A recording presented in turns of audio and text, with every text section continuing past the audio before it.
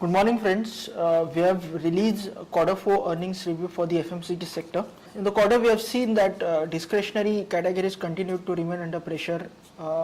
We have seen that Asian Paints achieving a single-digit revenue growth during the quarter at standalone level, and the volume growth for Asian Paints was low single-digit. Also, HUL's skin personal product segment. The growth was 12%, which is low in comparison to 17 to 18% growth which company used to achieve in the earlier quarters. Also, we have seen that Marico's Saffola brand clocking just 6% volume growth. This is the second consecutive quarter where we have seen Marico's volume growth at around in the Saffola at around 6%. So this quarter we have seen that discretionary categories continue to remain under pressure. However, some of the categories where penetration is lower, those categories have achieved strong growth.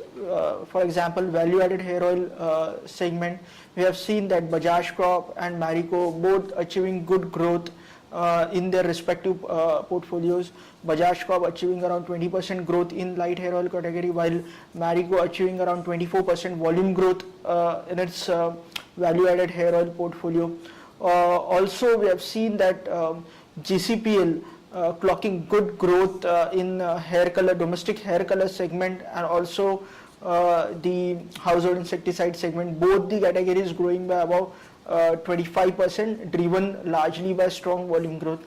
We have seen that Zydus Wellness, because of the higher initiatives taken behind the brand building and promotional activities and increase in the distribution reach, the company's two pillar brands, Sugar Free and Ever Youth, achieving around 50% growth during the quarter. So low penetrated categories have done well during the quarter. Also, some of the daily consumption items, the growth was kind of stable. GSK Consumer achieved a volume growth of 8% in the MFD segment, while the volume growth for Colgate toothpaste has increased from 9% to 12% in quarter 4. 9% it was in quarter 3 FY 2013. Also, ITC's volume growth in the cigarette business has improved from 1% in quarter 3 FY 13 to 3% in quarter 4 FY 13. So daily consumption items have fared well during the quarter. So overall, if we see the growth in revenues for FMCG companies was in double digit. It was largely driven by the volume growth. We have seen that the function of the price-led growth during the quarter was very minimal, because company has not taken price increases in the in past 1 or 2 quarters. Whatever price increase growth or whatever the realization-led growth would be mainly on account of improvement in the revenue mix, or because of the price increases undertaken in the previous earlier quarters. So overall, Sharekhan FMCG Universe revenue registered a revenue growth of 16%. In terms of margin, the gross margins have improved substantially on year-on-year basis. The gross margin improvement stood in the range of 200 to 500 bips. This is mainly on account of the benign raw material prices. We have seen that some of the commodity prices correcting in past 2 to 3 quarters, which is helping the FMCG companies to post better margins at the gross margin level. However, a substantial portion of the gross margins have been utilized in the higher advertisement and promotional spends. It was anticipated, and we have seen that the operating margins stood either flat or have slightly declined during the quarter. The bottom line growth for most of the FMCG companies stood at around 18%, in the high teens. For the Sharekhan FMCG Universe, bottom line growth was 18% for the quarter. We have also seen that during the quarter, the international businesses were kind of dampener for some of the companies, where, for example, GCPL, we have seen that though the international business revenue growth was strong, but the margins of the international business declined because of some of the one kind of issues in some of the key regions like Africa and Latin America.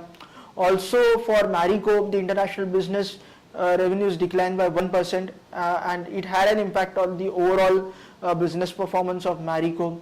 Even for Emami, the international business decline on YOY basis. So international business for most of the companies, were kind of dampener during the quarter. In terms of outlook going ahead, we believe that with inflationary pressures easing out, we expect the volume growth of most of the FMCG companies to improve. But however, we believe that it will take 1 or 2 quarters to see a fair bit of improvement. We believe that second half of FY 2014 will give us the clear indication.